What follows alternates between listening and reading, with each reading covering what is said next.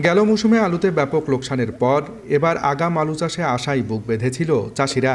তবে কাঙ্ক্ষিত দাম না পাওয়ায় সেই আলু নিয়েও কৃষকদের মাঝে এখন রাজ্যের হতাশা। 30 থেকে 35,000 টাকা আমার খরচ হয়ে গেছে এই পুরো জমিটা।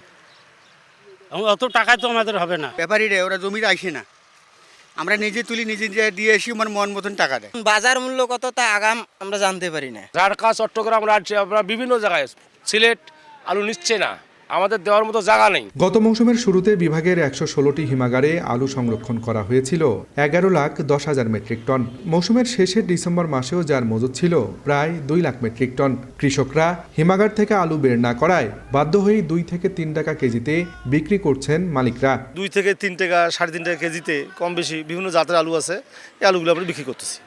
এতে আমরা কোল্ড স্টোরেজে ক্ষতি হয়েছে এবং পাশাপাশি যারা আলু গ্রাহক তারা তো 100% ক্ষতি। কৃষি বিপণন অধিদপ্তর বলছে, চাহিদার থেকে উৎপাদন বেশি হওয়ায় লোকসান গুনতে হচ্ছে চাষিদের। এক বাজারে হিউজ পরিমাণ পুরাতন আলুটাই রয়েছে, এর সাথে আবার নতুন আলু, মানে আলুর পর্যাপ্ত সাপ্লাই মার্কেটে রয়েছে।